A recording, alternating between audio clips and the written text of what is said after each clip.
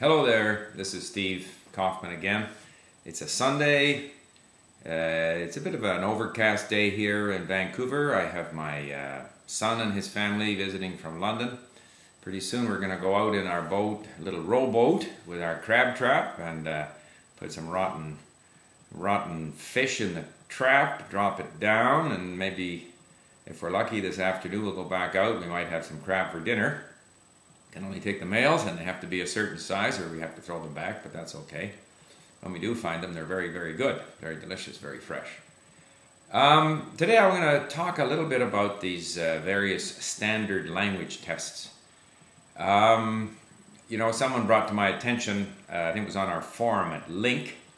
I should mention lingq.com, by the way. We're going to make that just the best integrated environment and community for language learning across all languages in the world. That's our goal. But and on our forum someone mentioned that they are going to be making changes in Japan to their standard Japanese as a foreign language test. I can't remember what the acronym was, JLTB or something. They're going to change the levels and stuff. And it reminded me that here in Canada we have a thing called the 12 benchmarks, which is also a great big thick manual setting out different levels, 12 levels with detailed descriptions of person's skill level and speaking and listening and whatever. And this took years of committees, of people meeting, traveling across the country, whatever.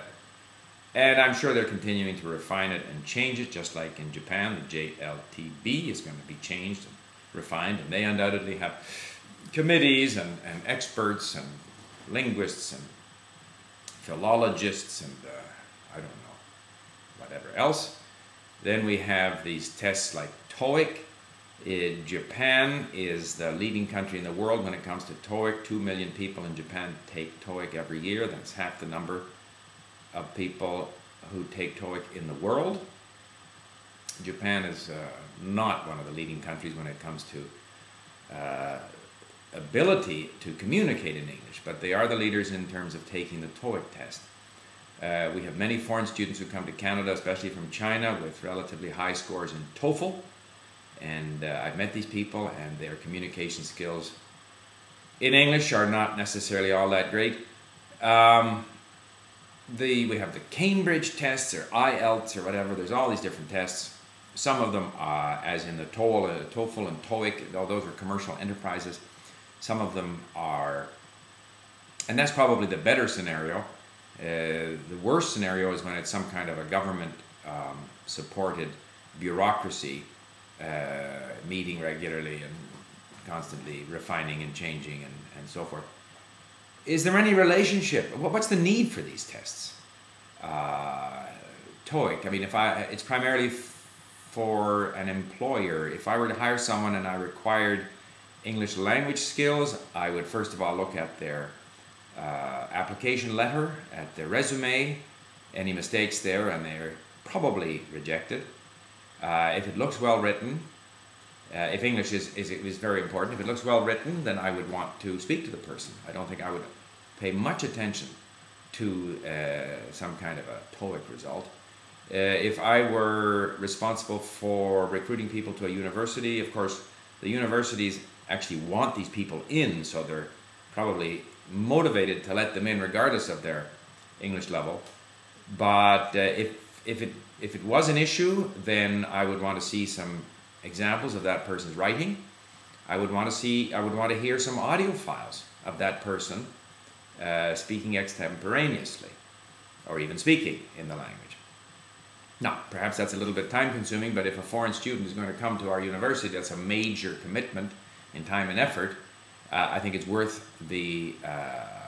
worthwhile for the university to make sure that the person can make it.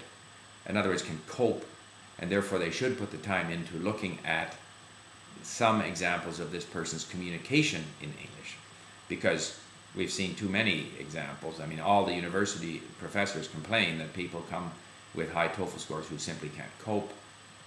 I think TOEIC, in the sense that it's the least expensive and the simplest, is probably the best of these tests insofar as English is concerned. It's inexpensive because there is no output. So it's a measure. It doesn't say that the person can communicate, but it's a measure. Someone who is at an 800 level in TOEIC is better than someone who's at a 400 level, and it's relatively objective. The value of what it measures is not clear, but it's relatively objective.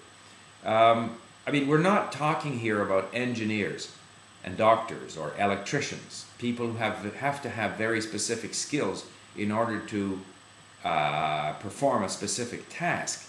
We're talking about the ability to communicate in a language. And very often a person who knows perhaps grammar rules or has put a lot of effort into studying enough vocabulary to do the test or the whatever, those people may not be able to communicate.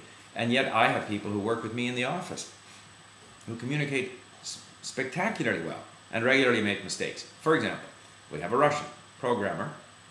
We have two Russians. Excellent communication skills, excellent. Able to express himself better than many native speakers on many issues.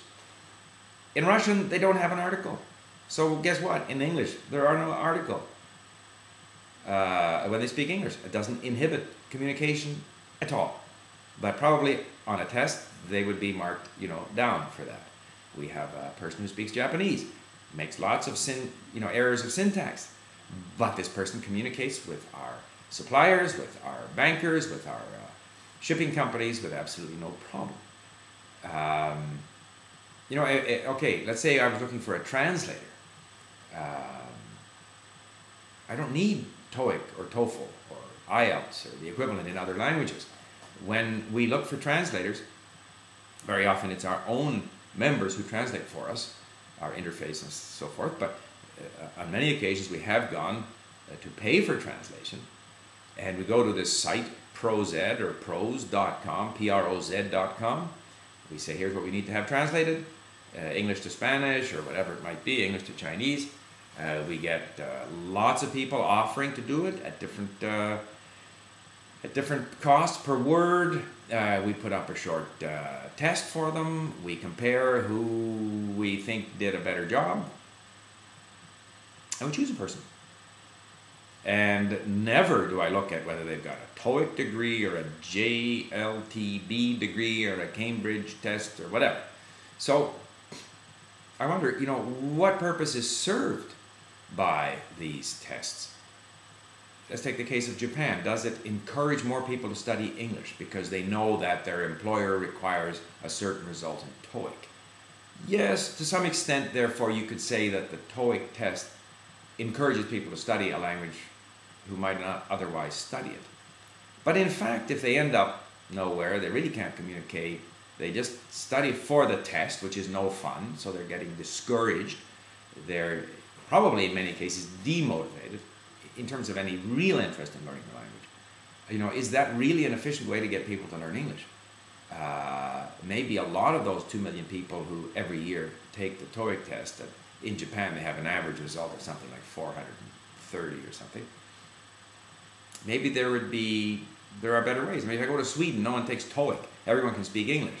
But they have English television programs, they have lots of other ways to encourage people to speak English. Now I know Swedish is closer linguistically, culturally to English, but maybe everybody in Japan shouldn't be studying English. Maybe they should be studying other languages that they're interested in. So I'm not saying they're a bad thing. I think obviously there's a need. People feel a need, employers or universities for assessing new employees or applicants, but maybe they're lazy. Maybe there are better ways. And maybe we shouldn't have all these committees and experts and sitting around year after year twiddling and changing the levels and so forth. Maybe that's really not that relevant to the pleasure of language learning for its own sake, and maybe it's not that effective in making people enjoy their language studies and making them do better. At any rate, that's my discussion for today.